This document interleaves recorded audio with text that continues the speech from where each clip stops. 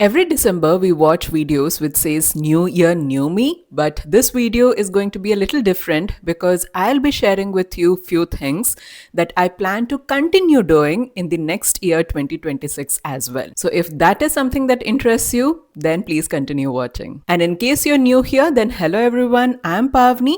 I'm a Salesforce consultant by profession, mother to 11-year-old. I stay in Stockholm and I have struggled to balance a few things over the past few years, but with few experiments, I'm finally trying to figure things out and have a balance. So I intend to share them today in this video. And if you find this to be interesting, then like the video and also do not forget to subscribe to the channel. The first thing that I want to address is regarding health. I have immense respect for them who can get their 1 hour workout done first thing in the morning. My husband is one amongst them. I'm not. I struggle to go to the gym before 8 o'clock in the morning. But there is this one thing that I saw on social media which really helped me. So it was a mindset which said, do not follow all or nothing routine. So, what it means, previously I used to think that if I have to get my routine, my workout routine done, then I should go to the gym, do the entire workout routine for 1 hour, eat healthy food all 3 times of the day, etc. etc. So, you understand the gist, right? But with this new mindset shift, if I'm not able to go to the gym and get my 1 hour workout done, but if I have at least 30 minutes of time, then I try to get some kind of exercise done at home, even if it is for 20 minutes, 30 minutes, or whatever.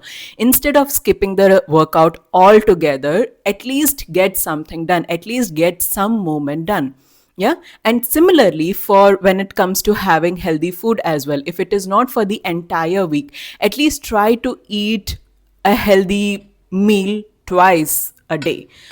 And I think that this is much more effective than not following any routine at all, because I see it having an impact on my health, my stress levels, how I feel, etc. etc.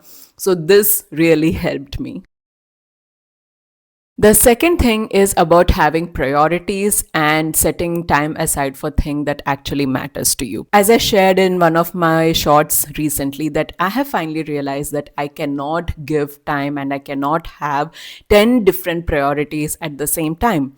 I have set what are the 3 main priorities in my life for me personally, and that is my 9 to 5 job, my family time, and then my health. So I mainly plan my day around these 3 things, and whatever extra time that I have, that I would give for other activities. But these 3 are non negotiables.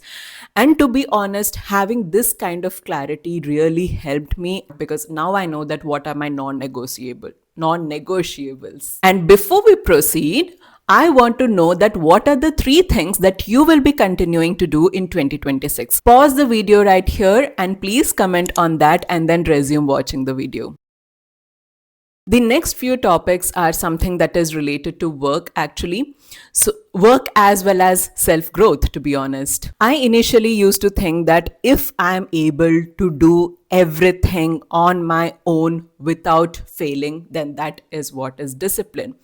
But slowly over the years, I have realized that if I'm doing everything on my own without failing, and if it is beyond my limits and my capacity, then it is not discipline. Instead, it is a secret formula for burnout. So now that I have understood what are my limitations, what are my capacities, etc., I just take a pause before I'm on the verge of burning out. And to be honest, taking those breaks guilt free is actually helping me. And the next topic that I'm about to tell you is also related to this. Previously, I used to keep quiet in many different situations where I'm actually supposed to speak up. But I have realized that speaking up is actually important, not just for that situation, but for yourself as well. It is very difficult. It is easier said than done, but believe me, it really helped. So previously, I used to overanalyze things in my head, think that, okay, if I'm not doing that, then the world is going to collapse.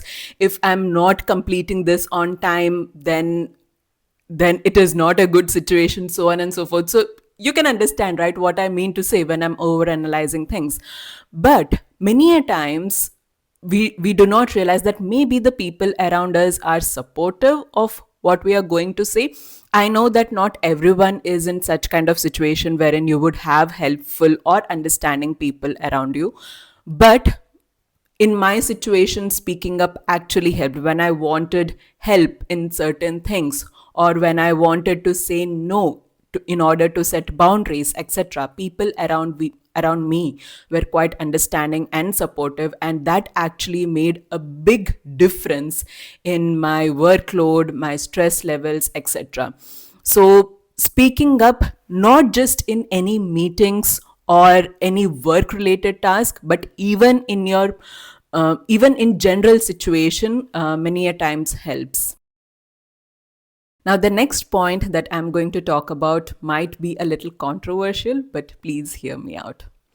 We all want to have a very big circle, right? After all, we know that right now, in the kind of world that we are living in, networking and building your connections is very, very important.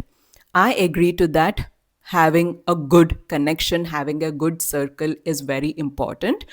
But at the same time, I have realized that for me personally, I also want to protect my space and know that who are the people whom I would actually let in, and who are those people with whom I will actually open up. There are, I mean, when it comes to acquaintances, there are lots of people whom I know, but if there are some people with whom I can really open up, with whom I can be myself, and I know that I wouldn't be judged, then there are very few people.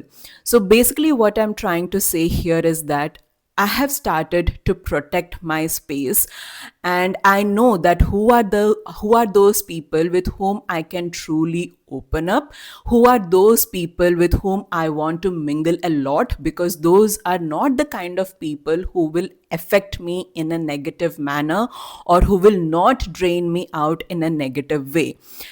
And once you know that who are those people, and once you have those kind of people in your circle, it really helps you to be happy and be content, because I feel that is the whole point of Troll, right? So this is something that I have started doing. And the final thing that I want to talk about is not to follow trends or everything that we see on social media.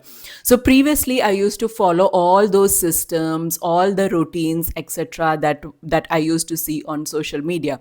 But then I have realized that the goals as well as the lifestyle, etc., so many things are different between me and the person that I'm following on social media, right?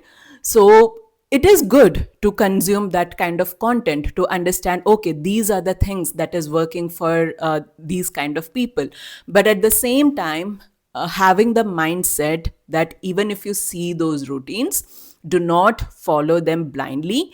See, analyze that what actually works for you as per your goals, your lifestyle, etc. Do some kind of experimentation before following anything blindly. So these are the few things that I have experimented with in 2025. It has worked brilliantly for me, and I will continue doing it in 2026 as well. If you found the video to be helpful, then do not forget to like the video, share it with your friends, and also subscribe to the channel. I will see you all very soon with another interesting video. Until then, take very good care of yourselves. Bye.